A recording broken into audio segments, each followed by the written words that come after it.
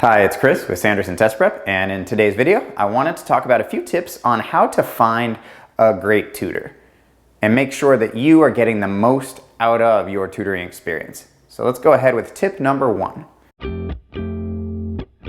Plan ahead. Now I know that probably sounds obvious and a little bit cliche to tell people to plan ahead because that's a good tip for anything in life, but what we see happen very commonly when it comes to tutoring is we'll get a call oftentimes at the end of a marking period or semester, and we have a frantic parent on the phone who says, my son has a D in his chemistry class and he has a final tomorrow and he needs a 95 in order to pass. Can you help us?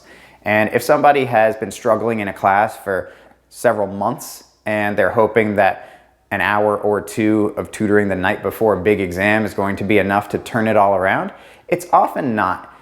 So the other thing to keep in mind is that really great tutors oftentimes have their schedules filled in advance. So you want to make sure that a few weeks or maybe even a month before the school year that you're starting to do your research and reach out to the individuals who you're thinking of hiring as a tutor to make sure that the tutor has availability for you and to make sure that you're comfortable with that tutor's competency so that you can go ahead and get started at the beginning of the school year providing the academic support that you need through tutoring. Tip number 2, check availability. So this is something that, oddly enough, a lot of times parents get very excited when they call someone and a tutor says, oh sure, I can come by anytime. I'm free Wednesday, Thursday, Tuesday, Saturday, whatever works for you. A lot of times parents appreciate that flexibility, and while flexibility is great, the wide open availability of a tutor is oftentimes an indication that that tutor is not very highly sought after and maybe not that great. So here's a quick tip for making sure that you can find the appropriate amount of availability. You do want somebody who has some availability for you.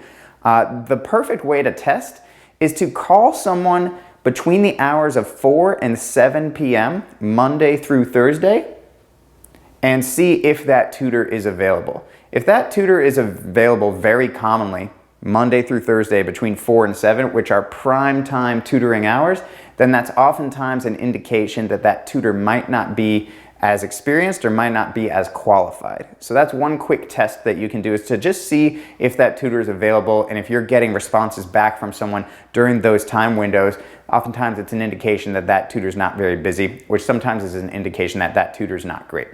The other thing that you can check as far as availability is concerned is when it comes to weekends, test out the middle of the day on weekends. So usually late morning Saturdays and late morning Sundays are the times that students most commonly request weekend tutoring. And that's another opportunity for you to reach out and check availability. And then the last thing that you can do concerning a tutor's availability is ask for same day availability. And if you call someone during the day, anytime prior to that 4 to 7 window during the week, or if you call someone on a weekend and say, hey, can you come by today? If a tutor says, sure, no problem, then that's again an indication that maybe there's too much availability in that person's schedule. So while we definitely love the flexibility and we want to make sure that we find someone who's available at the times that we need them, we also, when we're reaching out to a tutor, want to make sure that they're not too available, because sometimes that's an indication of quality. Now, tip number 3 is make sure that you are comfortable. And what do I mean by comfortable? Well, you want to make sure that you feel comfortable with somebody's competency in the subject matter. You want to make sure that the student feels comfortable with a particular teacher's teaching style, and in general, make sure that they have the right student-teacher rapport. So make sure that you're comfortable. Chat with someone a few times, get to know them a little bit.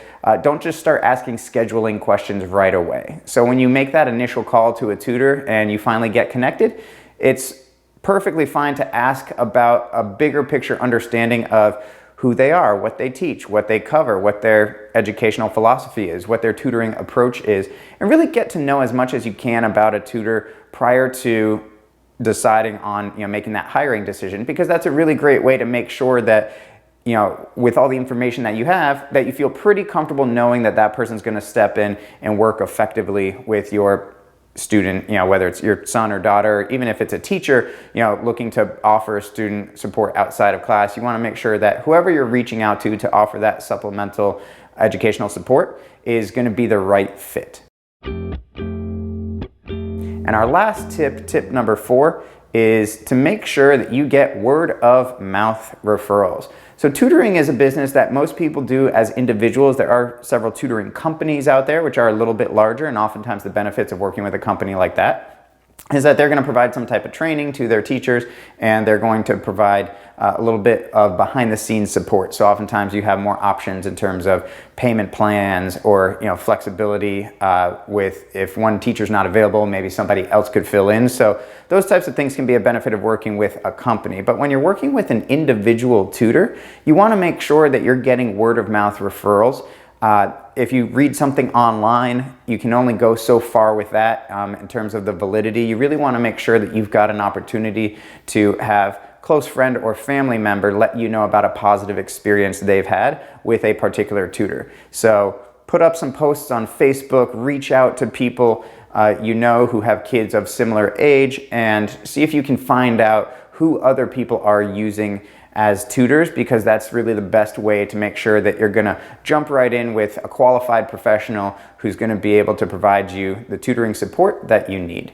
For more, please feel free to check out our other videos, and thanks for watching.